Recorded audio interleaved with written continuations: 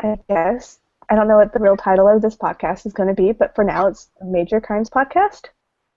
And if Yeah. anybody has any objections to it or suggestions, by all means, tell us or let me know or something. I don't know.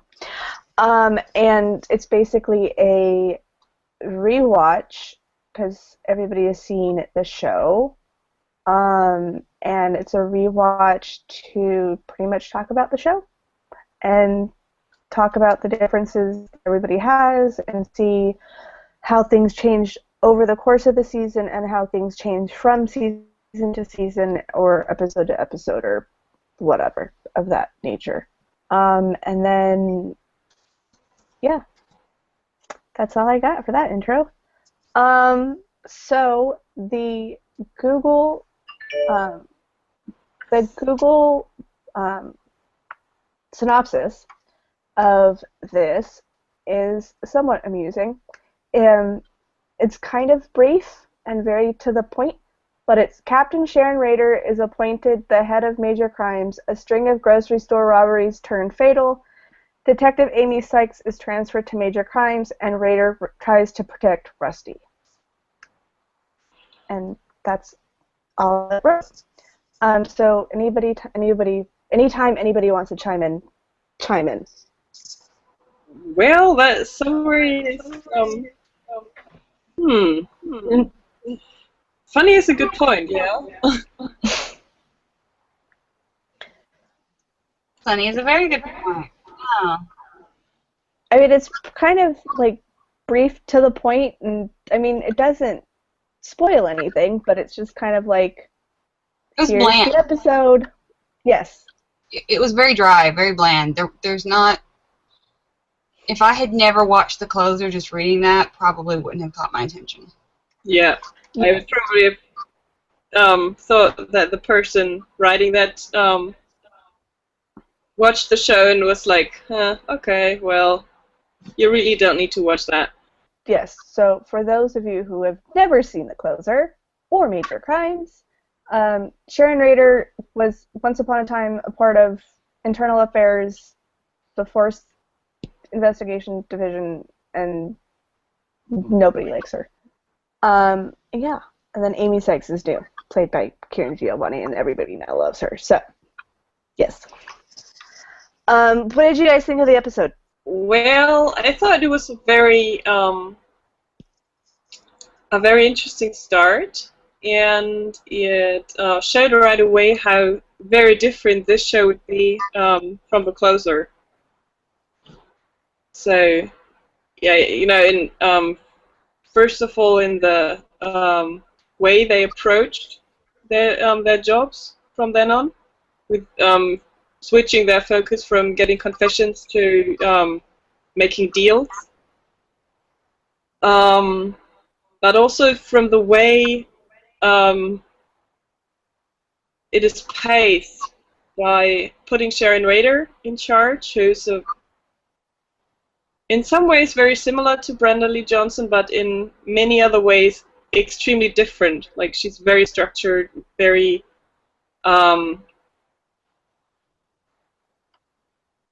yeah, I don't know.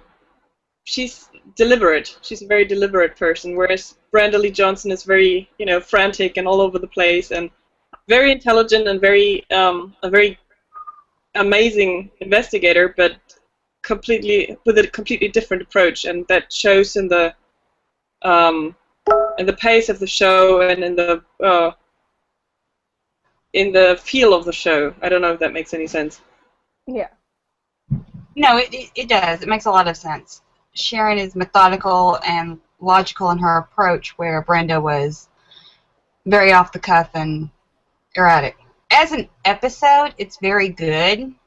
As a premiere, as much as I love the show, I really thought they could have done better. Now, do you think they went into this knowing, I mean, granted they knew that they were going to get a new show, but going into it, do you think it was just kind of like, okay, we're getting a new title, but we're keeping our cast, so we're just going to do like another episode, like it's just another season? Or how do you think, or what do you think their mindset Or how do you feel like their mindset was? I think that was probably their mindset, that here we are, we're still at work, it's the same old thing. The only thing that's really changed are a couple of pieces on the board and the name of the game. That's why it feels like an episode. It doesn't really feel like a premiere. I mean, most of us came over from the closer, and it was like, okay, we're still rocking on. This is great to go. But when you think about it and think of everyone who came over from the show and the new audience they were hoping to capture, it doesn't really have a premiere feel to it. Right.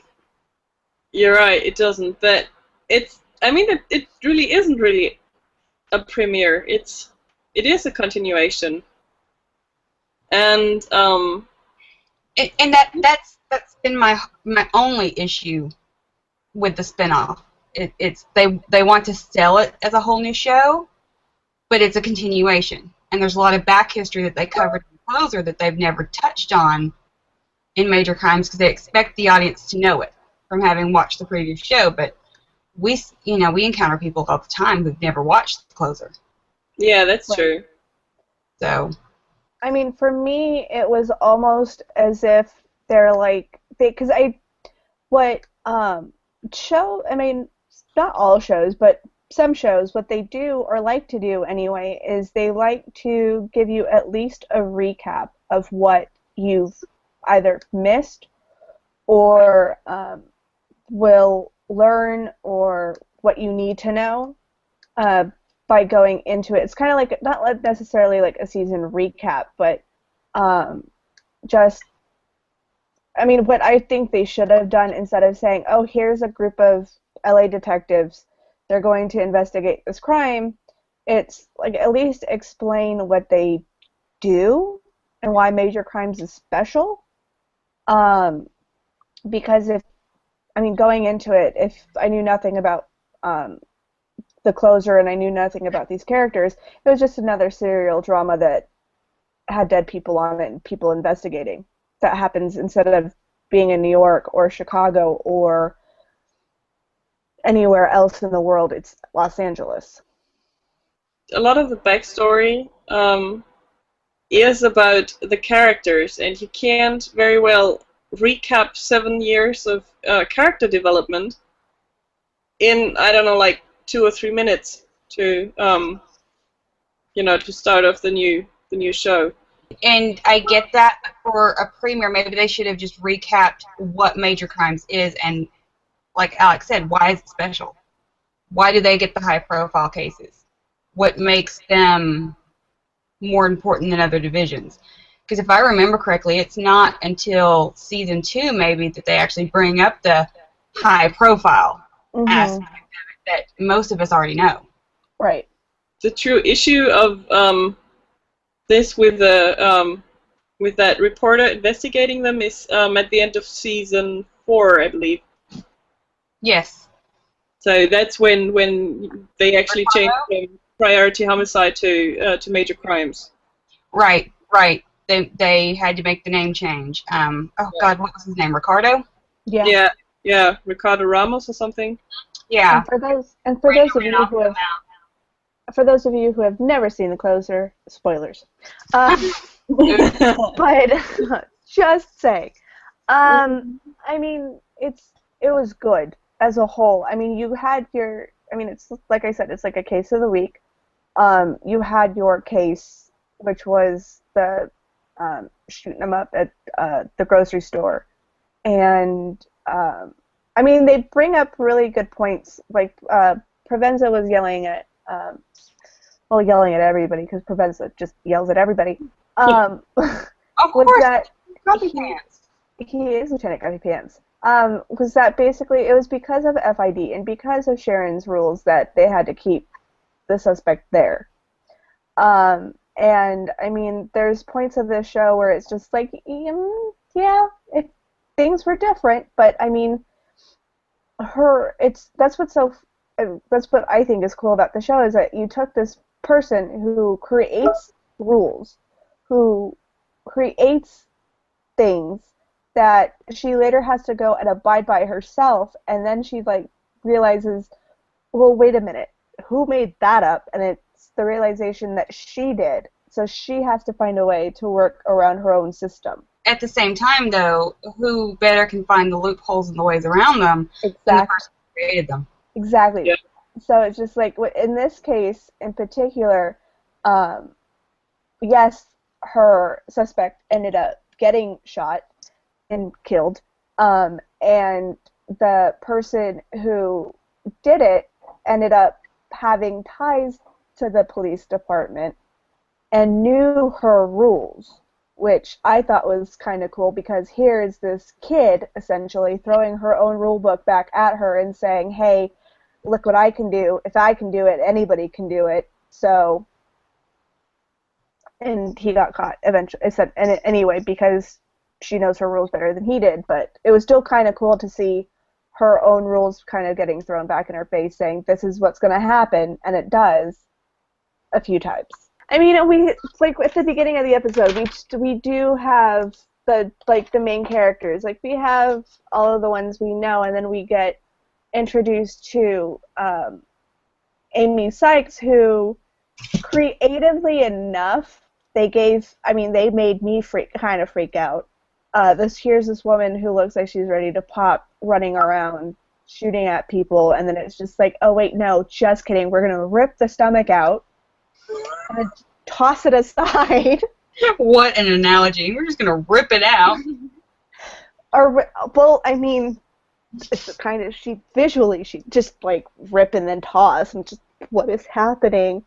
But it was good though because they gave us here's the introduction to this new character who ends up joining the team, and as Provenza so elegantly put at the end of this episode, it's like you don't even like her, and to which she said, I don't care, but it got me here, so.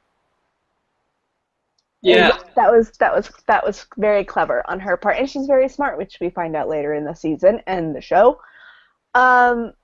And we, I mean, the tie of the closer to Major Crimes was kind of, or not the handoff, but the familiarity, that maybe, but we still got Brenda in the show. Granted, we never see her ever. We still get a mention, which was nice. And it makes me laugh every time when, as somebody who lives in Los Angeles, and maybe you guys too, because you guys research stuff for Los Angeles, I'm going to assume often, that the coroner's office, where our favorite doctor works, is not next door to downtown. It is at least 15 minutes away, maybe 10 on a good day with no traffic. So it's just like, when it makes me laugh when they're like, oh, Morales needs you, and they're there in like 2 seconds. I'm like, wait, no, you have, like, it drives me crazy because everybody's like, oh, it's downstairs. No, there's two kinds of morgues. There is the city morgue, and then there is the hospital morgue. So, it just makes me laugh, which will now lead us into Kate's favorite, or Jen's favorite scenes. Yes. My favorite. And it goes back to saying earlier of her rules rearing up and kind of blowing up in her face in almost literal fashion, because Andy blows up in her face. Yep. And basically puts it to her that everything that is going wrong in their case is her fault because she was the one who created those bullshit rules. Mm-hmm. And I love that scene. It kind of, in a way, sort of introduces more for the audience, those coming in who haven't watched The Closer.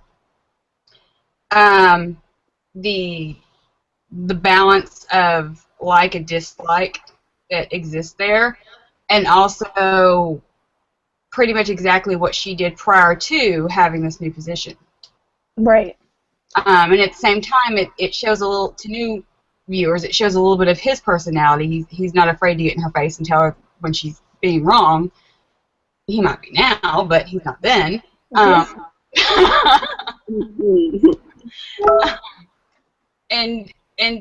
I think it speaks more to her character, the way that scene kind of flows, and that she just lets him do it. Yeah. And very nonchalantly turns around and puts them back on topic without ever even acknowledging his little temper flare. I mean, it's interesting because immediately. They never really veer off the topic of her rules. It's cool to see how she's getting yelled at. The book is kind of being thrown in her face in the sense that here he is kind of like, here, because of you, like you said, because of you, this is all your fault. And she is working at the same time and realizing, yes, because of her rules, this happened. But in order for this to happen, somebody had to have known about my rules. And the only people who know about them are the people who work in the department. So it was cool to see how she did the math and multitasked at the same time. At one point I was like, oh, she doesn't mention it, but because as we have seen in a closer, they have anybody with a quick temper, I'm going to say, has spent some time in her office. Granted, whether it be her favorite people or somebody she's never really met, they've been there and they know who she is, or at least she knows who they are, because it seems to me that even if they've never met her, she knows about them for some reason or another. And it was funny to see Provenza in the leadership position as briefly as it was, and how bothered he got by it. Because it's like he has been there forever, but as Taylor so eloquently put it, it's like, you can stay or you can go. You have been here so long, we really don't have anything else for you to do other than to stay or go home.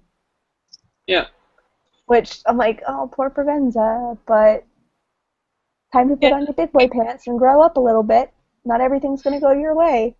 Interesting point, though, on the separation between the closer and major crimes and things that new viewers wouldn't know, especially when Taylor points out that slip of paper was signed by Pope. People wouldn't know the agreement that Provenza had with Pope to stay where he was at in his lieutenant position until he either chose to retire, which he said would never happen. He was going to die with a stapler in his hand, or die. Yeah. But yeah. I mean, yes. But with that though, it was still the fact that there is this option for him: retire or stay. And the idea to Provenza of being forced to stay bothered him. And I mean, it kind of matched the irritation that Andy had at the beginning of the closer, when the closer started in the pilot, because his irritation matched Provenza's in both shows. Provenza in the closer was he wasn't annoyed, he just didn't care. He was able to mock Brenda instead of arguing about it. But yeah, I like that they're still trying to keep elements of the closer in, like bringing in Fritz every so often, and who played her husband, who is her husband in the universe, and who is played by John Tenney. And but yes, so that was a cute scene in the hallway of the morgue where they're talking about that, and reintroduce Brenda, so that way we still get a little bit of a reminder that there was somebody else who once upon a time ran this division. And how. I was trying to be all good. I didn't bring up Andy in his three-piece suit even once. Well, What? well, we could have a fashion segment. And the fashion could be all about how Greg Lavoie matches everybody, and mostly he matches Sharon and Andy, and did so in the closer. Yep. But I saw a thing a while ago that Greg Lavoie likes to match up characters who are going to be either in a scene together or will share common goals or a common thread, I guess, in the episode. Yes. So he will color coordinate them. Mhm. So if anybody from this point on watches, just see who is being colored the same or match each other, because 9 times out of 10 they will be in a scene together, or they will be something I don't know. They'll be together in some sort of way on the show. I was trying to do that really smoothly, but that failed. Well, no, it's interesting that you bring that up, though, because if you notice in this particular episode, Sharon and Andy do end up matching, and that's interesting because he's the first one who comes on board. Yes. Yeah. He's the first one. Amy's too busy kissing up to try to get a transfer, so she doesn't really. Sorry, Amy, I love you, but Amy doesn't really count. And it's after the blow up in the morgue, actually.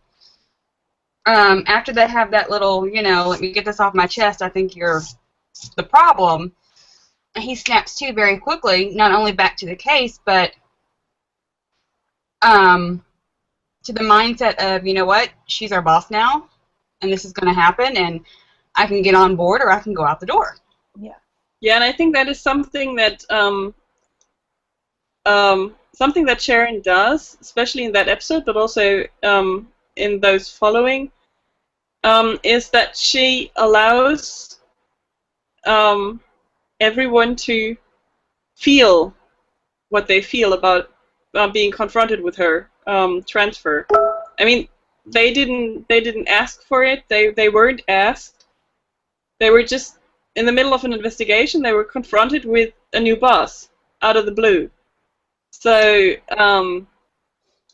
for her to let them, feel it, and to let them vent their frustration and their anger without calling them on that sometimes rather blatant disrespect of her rank, I think that helped because, first of all, it got them to vent, which is always good, but I think it also showed them that maybe in a subconscious way, especially for Venza's case, that she somewhat cares about how they feel, or that she takes them seriously, and their feeling of betrayal or frustration or whatever they're feeling. Yes, I agree. But it's completely, totally. And once Andy's able to get that off his chest, he's able to fall into line, so to speak. I mean, he's not a puppy dog. But I think it's interesting with his history of being the original Lieutenant Grumpy Pants, troublemaker of the whole bunch, that he is the one that falls in the line. Especially if you take into consideration his original relationship with Brenda. Mm-hmm. And that he was the antagonist that first season. He was the one that was out to help get her booted out of there. And that's what's interesting. Another new boss, and instead of him picking up that original role of, you know what, I don't like this and you need to go and I'm going to make that happen, he's the first one to accept her. And what's even more interesting, it wasn't until the second season that Flynn was actually a part of that division, because he was a part of robbery homicide. And so, yes. And nobody going into this would know that the reason why he's so cold to Taylor is because Taylor totally screwed him with his pants on. And it was just like... For everyone watching Season 1, Episode 13, Fatal Retraction, which is my favorite, probably of all time, and it explains why Taylor and Flynn do not get along. Yes. And I mean, nobody going into the times would... badass serial killer in the entire series. Thank you, Bill Kurelic. Yeah. Oh, you suck. So yes, so we don't know going into this what their relationship is, and I think that's really not unfortunate because at one point or another, just like okay, whatever, Taylor's there the same way that Pope was there a lot of the times and had no real reason to be there. But in the sense of restarting Major Crimes, Taylor being there was a necessity, just because he is now the new authority figure.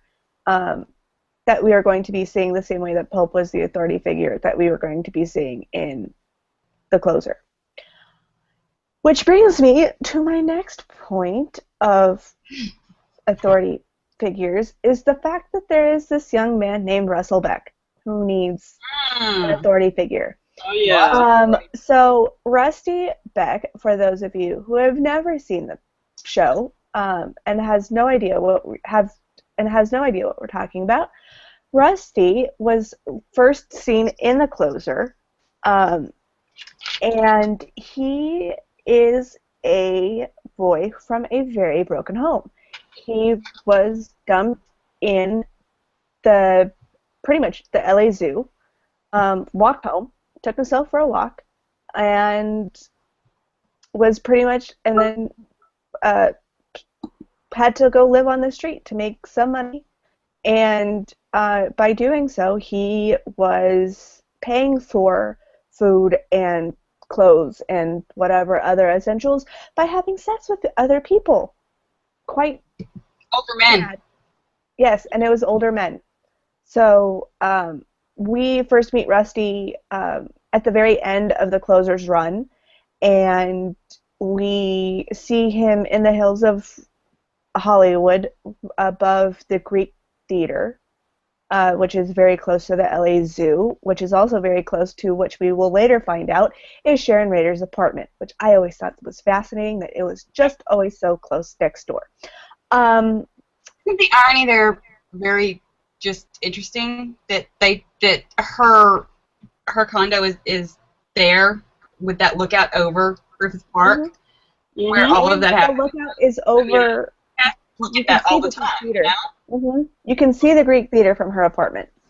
And the only way I know that is because I can see the apartment buildings from the Griffith Observatory. So, which is, that will lead me to other things off mic, but yes. So we see him, and he is having, or about to have sex with an older man when both of them hear something in the woods, and we see a man dressed all in black carrying a dead body to a gravesite that has already been prepared. Rusty freaks out, gets caught by the man in black, chases him down, and gets chased down the mountain, and he ends up calling 911, has a beanie with him, and at some point gets picked up. I forget. Because they traced the 911 call. Sorry, I've seen the finale a million times, but I'm trying to go piece by piece, and it's being jumbled in my head. And so they pick him up because of the 911 call, and that is how the cast of characters of Major Crimes is introduced to Rusty Beck, and that's how the audience is. And in this episode, we see Rusty Beck at the desk next to Flynn's, and the reason why Rusty is there is because he is a witness to a murder trial of a very interesting character. I would categorize him as an interesting character only because he is the only person who got under Brenda Lee Johnson's skin enough to make her lose sleep at night. Which, if you've ever seen The Closer, really happens. And Jen is giving me this weird look where she doesn't look like she completely 100% agrees. I think there are others that Will Curlett kind of got under his skin a lot too. I mean, he really freaked her out a lot. But then he went away, whereas he had to deal with Philip constantly because he was a lawyer. Yes. So even after they knew what he was up to and couldn't prove it, they would have to, even off screen, have to deal with him. So they knew that he was around. They knew that he was continuing. They knew that they couldn't prove it. They knew that they couldn't catch him. So I'll give you that, but I don't know. I mean, I mean, and Stro is my favorite, so to each his own. But I think what was interesting about the way they did it, with the way that they did Stro's characterization, a lot of like the Charlie Manson case, in the sense that they could never prove that Charlie Manson killed anybody because he had followers do it for him, which is what Philip Stroh had a lot of the times too, where he had his little puppets doing what he wanted, and because of his knowledge of the legal system, managed to represent the people who he had be scapegoats for him, and that allowed him to walk off scot-free. Even though everybody knew it was him, there was never any proof that he did it, which is a lot like Charlie Manson in the case, in the sense that everybody knew he was involved. They couldn't prove that he did anything. Which is always interesting history to know, is that one of the murders of the Manson killings, the main 7, was around the corner of Sharon's apartment. Everything happens in Los Feliz. Hmm. Yeah, right? Yeah, I'll give you the history. fact that the whole Stroh case was very interesting, and he is one of my favorite villains. He really is. He was Brenda's villain. Yeah. Sharon hasn't had one yet. I know! What is that about? Which kind of makes me worried, but it's going to be interesting. That's all I'm going to say. But yes, so Rusty is there, and Sharon takes him in. And we don't know very much about her, other than she is Sharon, and nobody likes her, and even Rusty doesn't like her. Can we get a little disclaimer on Rusty? Because people coming into the show for the first time who haven't seen Major Crimes yet, if they've done any research at all, what they may see online, and you can edit this out later if you want to, but they're going to probably see a lot of Rusty hate online. If they're doing any kind of research, they're going to see a lot of Rusty hate, and I don't want that to discourage anyone from giving this young man a chance. There's an episode further into the season that, is it this season or the second season? Maybe the third season. Where A season? sometime in the run of the show, that there's an episode that has about a 3-minute take. Granted, it's cut between the different reactions, but it's a very important scene, in my opinion, that when we get to that episode, I will go, this is what I was talking about. If you listen to the first episode, this is the moment I'm talking about. Where it's a very good way to explain Rusty and the trouble he went through, as to nobody really knowing who he was, even him not knowing who he was because of how he was brought up and forced to grow up. So yes, piggybacking off of what Jen said. Elaborate on that scene, because I'm not quite. I think I might know which one you mean, It's but the card scene. It's not Rusty. It's not like here's like arrows. It's the card scene. She's talking about season 2, Deep It End. is season 2. Yes. oh yeah, okay, Cards. okay. That All one. right. Thank you, Jen. So when we get to season 2, if we ever do, which I think we might, that's the scene that I'm talking about. But yeah, so Rusty is not a lot of people at the beginning like him, but he grows. He grows into himself. He grows into the city. He grows into this new family that he has, and he's not the same person as he was when we first meet him in this episode. He is not as not necessarily cringeworthy, but just as somebody who's seen the entire show, it's like, bro, what are you doing? Just take yourself down. But then if you know him and know how he was brought up, his behavior is somewhat acceptable. Well, and also, too, Rusty is a teenager. Yes. And, Yes. and if you have any experience with teenagers, and okay, I'm going to preface this by saying I love Rusty. I absolutely adore the character, and I love what the actor has done. But Rusty is a teenager, and as a teenager, he is going to annoy the crap out of you. He is going to disappoint you. You are going to want to reach to the screen and physically shake him and ask him what is he thinking. And I think we owe a lot of the reaction, even all of the fans, they're the ones that are so heavy into the Rusty hate. I think what they're missing is the fact that they get so frustrated with him. They owe to the actor's ability to bring this character to life, as well as how the writers have set him up. But as a teenager, he is going to annoy the crap out of you. Mm-hmm. That is what they do. They annoy you. They make you mad.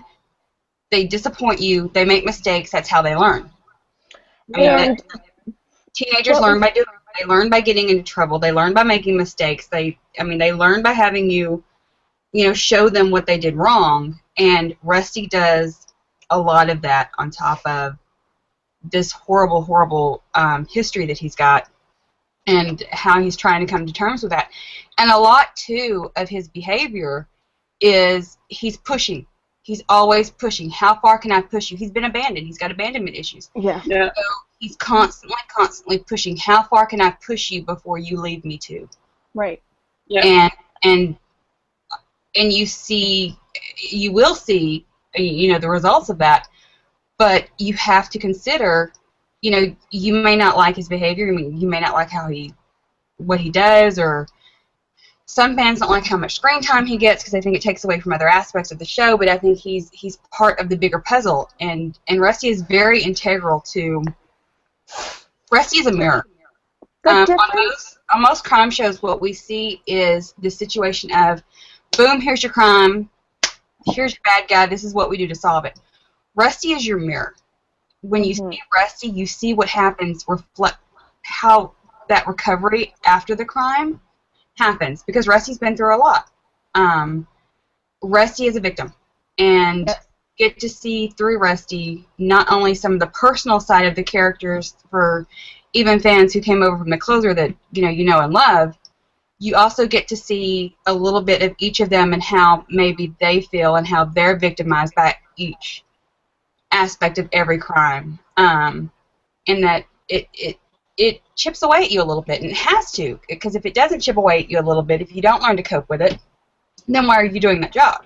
So Rusty is that looking glass to let them do that, and for us to see that, just because the case is over doesn't mean that's where it stops. There's this whole section of recovery that happens afterwards, and Rusty gives that to us. And for me, and you can either agree or disagree with me on this, but a key difference between The Closer and Major Crimes is that Major Crimes is more of a family show. Everybody works together. Everybody is working towards one common goal. And in The Closer, it wasn't so much everybody was working as one. It was Brenda Lee Johnson saying, "Here's what I want. Here's what I'm going to get. This is what's going to happen." Instead of, "Okay, here is all of our puzzle pieces. We're going to spend a rainy Sunday and put it all together." Yeah, that's actually the different leadership styles of Brenda Lee Johnson and Sharon Rader. You've got Brenda, who has everything in her mind. It's all there. She has this really big plan, and she's got this brilliant mind. I don't know. I'm pretty sure she's kind of maybe a bit on the autistic spectrum. I don't know. It comes up in one of the Closer episodes, actually, when they have this.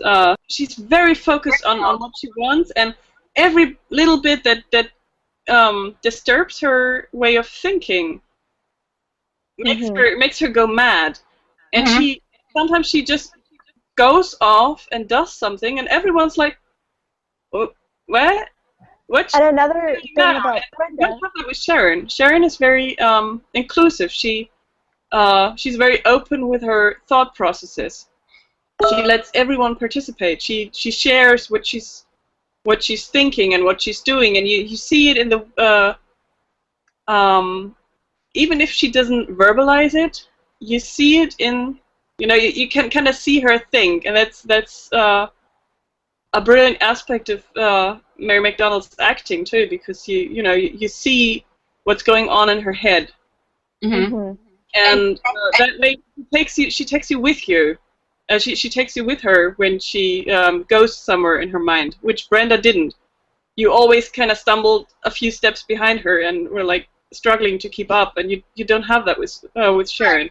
Right. That whole "where are you going now?" and I think it speaks to Sharon how serious the situation is when you see her fumbling like that, and we see her thrown off course and having to grasp at something to get pulled back into that narrow analytical way that she does. And all I mean, about that is 8 flights of stairs and no shoes. Boom, baby. Oh yeah. The other thing is that their training and their background is different. I mean, Brenda had. Go ahead. Brenda had training. Brenda, what we find out at the very beginning is that Brenda trained with the CIA. So her mindset and the way she investigates things is going to be very different from Sharon's, because Sharon comes from a more analytical way, a more investigatory way anyway, because as we find out later of Sharon's history, all of that makes sense as to how Sharon runs her own departments. And particularly Major Crimes, where everything is done step by step by step to make sure that all of her bases are covered. And in Brenda's mind, as long as I get to the end, I don't care how I get there, as long as I get there, which is, I think, which is how she learned to do things in the CIA. Now, I know nothing about how training works in the CIA, so that's just my own personal thing, but it's her scatteredness and her. I think they put a fish in an ocean when it comes, or we can flip that. Just like a shark in a little pond. There it is. And forcing her to work in a tighter community, and they didn't really let her out very much to do what she wanted. So she took what she had and ran with it, which is why Major Crimes in The Closer got such a bad reputation, and what Sharon had to fix when she came in, because they gave this woman a really tiny department in a really big city, and nothing was going to happen. And so it was just, Sharon had a lot to fix and put Band-Aids over, and just dealt the cards that she had. Yeah. I think that it speaks to the differences also that we were mentioning earlier about the two shows, and that The Closer was called The Closer because it's centered around Brenda, whereas Major Crimes is more of an ensemble and centers around the group, so we don't get as much of that that constant inside look into the main character's life that we would get on The Closer, which I know drives a lot of people crazy. Oh yeah. Crimes now, we see that a lot. Sorry guys, but it's a different show. There's more characters, and they've created it to have a different feel from The Closer. So, two, Brenda kind of swept into The Closer, her role there with Priority Homicide, later Major Crimes, with I'm here, this is how we're going to do it, suck it up, Buttercup, based on her past experiences and her past work history. Whereas, as Kate mentioned earlier, Sharon came into it with a sort of, okay, you don't like me, you don't have to like me, get it off your chest, let's go, and then let's move on. Right. And she didn't do that. She was in charge, obviously, and she had that sort of air of authority, but not in that same suck it up, Buttercup kind of mentality. I mean, she went into this. So used to seeing with Brenda. I mean, Brenda was big on the suck it up, Buttercup kind of thing. Oh yeah. Brenda went in wanting people to listen to her. Sharon went in full well knowing that nobody was going to, but she was going to have to find ways to make them listen, using what everybody in that room knew. And because they all came from the same background, they were all taught the same things. Whereas Brenda came in knowing knowledge of one world, being thrust into another one, and forcing them all to listen to her, even though she knew nothing about their culture. Yeah, I think the major difference is that Brenda's character in that she didn't bother to really learn before she tried to make them listen to her. You know, Right. that was kind of the big thing about Brenda. It's me, me, me, me, me. We're going to do it this way. Mm-hmm. She kind of had to learn as we got to know her. As her part of her character growth was kind of learning a little more to pull in pieces from other sides and to be less of that. You know, it's all about right here with me kind of thing. Yeah, but What were you going to say, Kate? got good at that. I'm sorry, what? She never got really good at that. I mean, she maybe got better, but she never really learned how to do that. She And I was think never... the thing about leadership, you know, Sharon is has actual leadership skills. She's a very, very good leader, whereas Brenda's a very good investigator, but she has kind of, you know, zero leadership skills. She doesn't like know how because nobody never taught her how. Yeah, exactly. It's kind of like when the whole Daniel's Gabriel thing, when that blew up, and she was like, I don't want to hear it. I don't, you know, keep it away, work it out. And it took Provenza to interfere and to say, okay, one of you absolutely crazy. go away. Yeah. Because she refused to deal with it, which is not exactly good leadership. Mm-mm. But it interfered with her investigations. She couldn't focus on all the drama that was going on around her because that was where she was going to go. And going back to Jen's thing earlier about Rusty being a teenager, was that at the beginning, with nobody talking to her, nobody working with her, they were acting like teenagers. So, and what we find out is that she's had 2 children. And at one point or another, they were teenagers. No, we don't know. At this point, we don't know what happened to them. We just know that they were teenagers. They grew up. They moved out. Something could have happened. But, spoiler, nothing happened. They're perfectly fine and alive and off in their world. We learn in the closer, too, that they're okay. Because if you remember season 6, the episodes she was supposed to meet them. So. Oh, that's right. Yeah. Well, yes. Well, for the people who have never seen The Closer, Okay. going into this, we find out that she has 2 children, and that's just, she's like, oh, I've had 2 kids who've been teenagers, and it's just like, okay, but what happened to your kids? Tremendous capacity for ingratitude. Yes. Yep. Yes. Yeah. And how many times have you seen the episode? To the point where I have not been able to memorize that particular sentence. But not that it's wrong that you know that particular phrase, but it makes me laugh. I just have that kind of memory. If I hear it, I'm going to remember it. I mean, there's different parts of different episodes that I completely remember or will know shot by shot by shot, but that's just how my mind works. But we also, in Rusty's case, find out that going over from the closer, Brenda made a deal that if he works with them, they'll find his mom.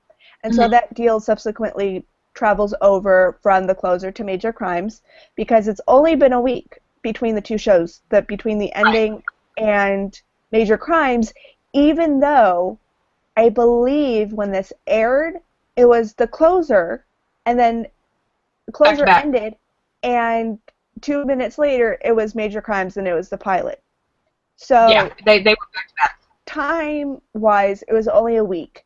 And so it wasn't a lot of time, for the transition to happen, even though they set up the transition in the closer for it to happen for Mary McDonnell's character to take over. But, yes, and then we find out that, which just makes me roll my eyes, is that Rusty's mom, her name is Sharon also. I laughed so hard every time I watched that part. Even the first time I saw it, I was laughing. I was like, oh, they didn't. And I'm Yeah. just like, I don't. I think as we go on, though, and people watching the show for the first time may learn that that's kind of interesting. And you made this point last week when we talked. So this one is all on you, that as people get to know Rusty, they're going to see the two Sharons on his shoulder. Thanks Yeah. for that analogy. Yes, I remember that. Analogy. That's I'm God. doing that from now on. The two Sharons on his shoulder. But I mean, if you think about it, though, it's true. But we haven't met her yet, so we don't know. But the people listening have no idea what we're talking about. When we get there, It's okay. when we get there, you will see. And if you have watched it and are listening to this to stroke our egos, Or to laugh at how crazy we are. yes, that too. You know exactly what we're talking about. Anyway, so yes, so it's pretty much it. This episode ends with Rusty pretty much saying, "Don't think like I'm grateful or anything," but I don't care. He's just like, I'm not going to be here very long. I'm just going to sleep here on the couch. I'm going to be ungrateful, and I'm going to toddle off and go that way. Nice try, little Padawan. Leaving Sharon on the couch, exhausted. Oh, Yeah. God. Let's see. Mentally and physically, and just all of the above. Because it takes a lot for a person to deal with Provenza. Well, and having to deal with all the crap that she dealt with all day, and then she has to come home and she has to deal with Rusty now. Mm-hmm. Plus the fact that we have no idea how long her kids have been out of the house. So, Right. Now she's got a teenager back in the house, and Mm-hmm. she's having to deal with him and all of, his drama. 'Cause Yes. teenagers have And- drama. I'm sorry, and guys. I don't like Rusty. Teenagers have drama. Yes. Sorry. I'm getting And on. finding his mom, and wishing for the best, and all of that. Yes. So it's not. So on a scale of 1 to 10, Sharon had a very 10 day. It was a no good, terrible, very bad day. Yes. Oh yeah. So A glass of wine. full cup. You should ready for that bottle. Oh yeah. But I mean, yeah, it was just overall on a scale of 1 to 10. What did you guys think? 1 being the worst, 10 being the best. I'd give it an 8. An As much eight? as you know, as much as I love Major Crimes. As much as I love these characters. I would give it an 8. There was room for improvement. There was room for growth. As a premiere, I think they could have done a little bit better. Mhm. Extension of the closer, I think they did very, very well. They hit the ground running. They kept on going. They didn't lose, or they tried very hard not to lose their previous audience, which I thought was very, very, very important. So I understand why they did it the way they did. But at the same time, and this is not the fault of the producers, the actors, or the writers, TNT tried to sell it and has continued to try to sell it as a brand new show. So for TNT to try to sell it that way as a premiere, the way they didn't quite recap some of the things we discussed earlier, I give it an 8. Right. And I blame TNT for that and not the crew. The crew I would give a 10. I always give them a 10. No other show, I think, anyone coming into it for the first time or anyone watching it for the first time, or maybe people who watched The Closer and didn't give Major Crimes a chance because they thought they wouldn't like it, no other show is going to break you down the way this one does, tear you apart, and then by the time it's over, build you back up. Mhm. And they do that very, very well. And I've said a million times, as someone who wants to, at some point, maybe when I'm 80, write, I want to be able to write like that. Because it takes a lot of skill to be able to do that. Right. And to it is hard. Writing for anything structured like that is very difficult. Yeah. I would probably give it an 8 also. Just because they, like you said, Jen, they had room for improvement, but they also could have found a way to make it their own. Just switching authority figures and bringing in Taylor in the Pope position didn't really work No, they could have done better by replacing His Holiness. And so, And people listening who are not familiar with the show, it's a long-running joke from the closer that the character of first Assistant Chief and then later Chief of Police Pope, they called him His Holiness because of his name. because of his name, and because they referred to him as Pope or the Pope, so hence where the holiness came from. But so they could have made it a little bit of their own. Granted, they brought in 2 new people to fit, unfortunately, the quota for needed people. They filled the Brenda missing position with Rusty, and they replaced Gabriel with Amy. So they had the same number of people that they did, and granted, by the end of the run, Mary McDonnell was pretty much a series regular anyway, so her presence there wasn't like, oh, look, this is something new. It was an image that the people coming over from the closer to Major Crimes was used to. Yeah, because they made her a series regular for the final season of the closer, so it was basically just her position changed on the show. Mm-hmm. If we had to look at who replaced who, she would have replaced Pope. Like actors leaving, 3 people who left were brought in, who were replaced by 3 more people. Yeah. Well, I think she would run the LAPD a lot better than Pope, but. Oh well, yeah, sure. Taylor for sure. And okay, we're gonna get the wrong idea. I love Taylor. I love when he annoys me. Taylor is a great antagonist, and we need him. Oh my God! But I love how, even from that first episode. I mean, we're referencing things that are going to happen way later, and people who watch Major Crimes will know what we're talking about. And those who don't are going to be like, oh my God, they're nuts. But I love how she dances circles around him and never breaks her stride. Yeah, right? It's so amazing. It's so great to watch, and I love that they stepped that up a bit in the later seasons. That she actually got more and more.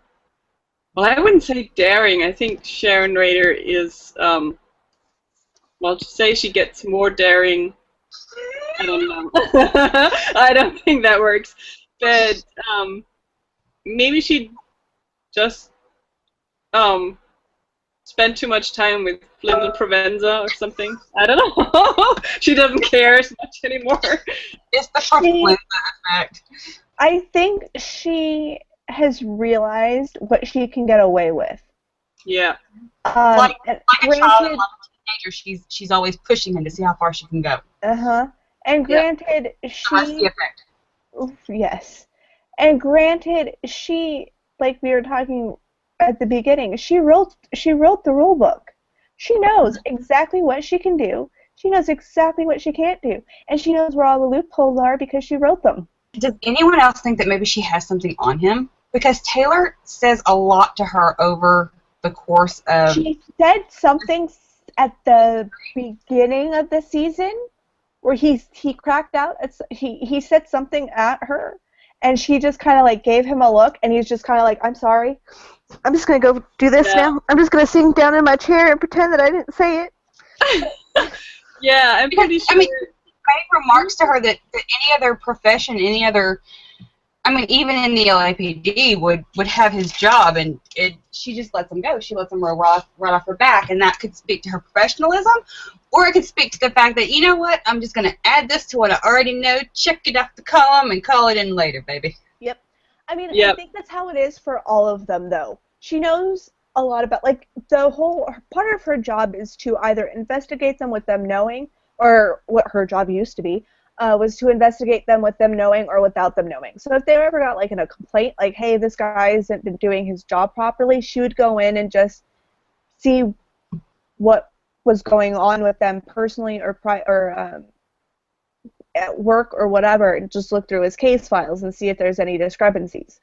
But, I mean, if you're working robbery homicide for as long as he did, if the man has...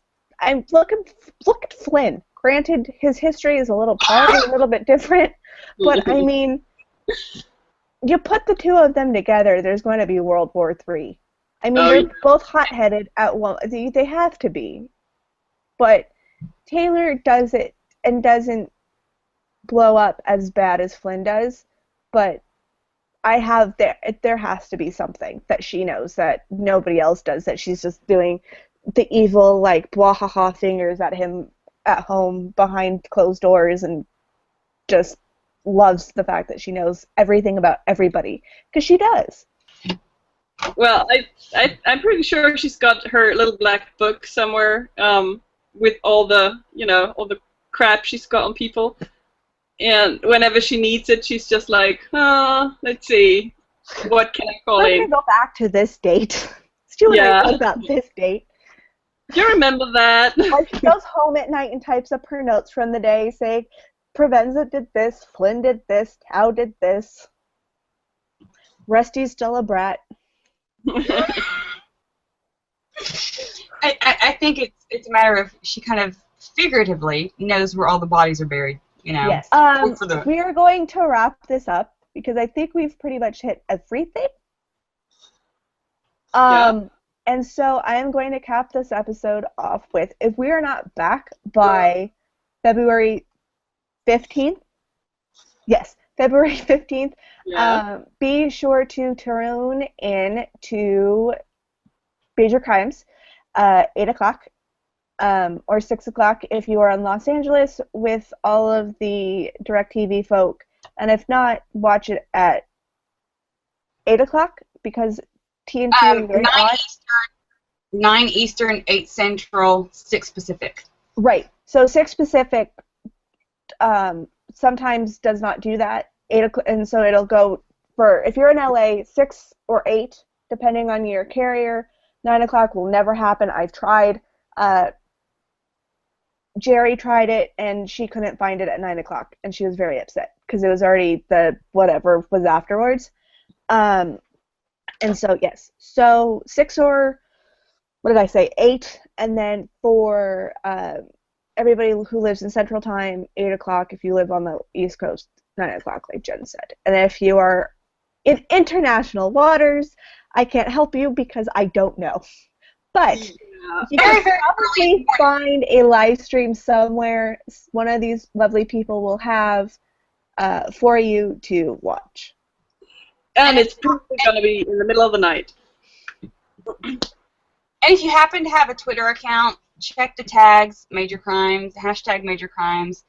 We will be flailing like the fangirls that we are, and so many of us will be, so you can join in on the party there.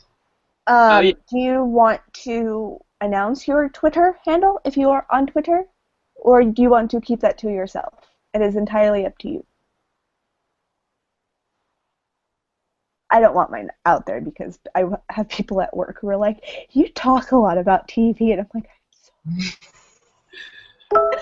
So, they'll find me eventually. They'll find me. Yeah, okay. So, if you are lucky, you will find us. If not, then I'm sorry.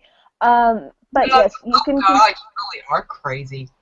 Continue following. By the time this airs, I hope I have created a Major Crimes Podcast Twitter handle, so you can just follow everybody there. What is wrong with you?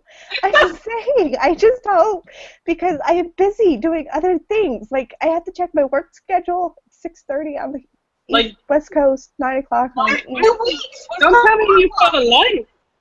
Huh? She's got a life. What kind of fan are you? I'm sorry, okay? I'm sorry. I can't help that I've already scheduled my life around Mondays. The theater is dark on Mondays, and I hope and pray that I get out before 6 o'clock for my other job, okay?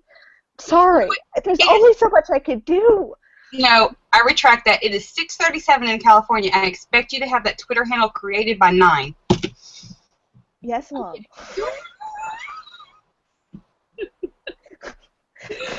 Thank you. My God. With all hopes and prayers answered, it will be done by 9 o'clock today. Today is Friday, January 29th. If we're going to, put a date on it. And the handle hopefully will be MC Podcast, MC Pod, something along that nature. It will be that new thing that has, hey guys, here's a fans podcast. It's, by the way, other disclaimer, this is the unofficial Major Crimes podcast because I really don't want to get yelled at by TNT saying, how dare you say that this is the Major Crimes podcast. This is the unofficial one created by fans. So you guys can't see this because this is an audio podcast, not a video podcast, but the people that I am doing this to can see this. So, and Jen is laughing at me because I'm a dork. Just put in the description, 3 crazy fans talk major crimes and you're good to go. You can call it from different countries and different states. So, and maybe next time Sarah and Ilona can join us and then it'll really be craziness. Oh my god, yeah. And I'm going to say 50 days, 49 days. These lovely people will not be able to podcast, so we're going to have to schedule an episode around them. But yes, so... am I the only one here that watched the closer from the day it premiered? I think so, yeah. I mean, I watched a few episodes on German TV, but, you know, dubbing kind of puts you off the stuff. What kind of twin are you? No, I'm just kidding. I'm so sorry. Anyway, so like I was saying, for everybody who has been listening, who has not turned us off yet, thank you for listening. And I don't know when we're going to be recording these, but my goal is to do one on Mondays to keep it up with Major Crimes Monday. And yes, so that's going to happen. And if there is not a new one out by February 14th, even if there is, be sure to tune in to Major Crimes on Mondays, February 15th, with the first out of 5 mini-series, I guess it is. But that's only watch that if you're all caught up. And if you did what I did and you binge-watched it between now and the next 15 days, by all means, go ahead and watch it, because I'm scared out of my mind. As a fan, I have no idea what's going to happen. I saw spoilers today that's making me go, holy crapazoid. But, yeah. So, thank you for watching. It'll be fine. Or listen to it. I'm the kind of fan, Jen, who's invested. That's what kind of fan I am. And on that note, thank you for listening. Send us tweets saying you've listened or watched or whatever, and I will talk to you all later.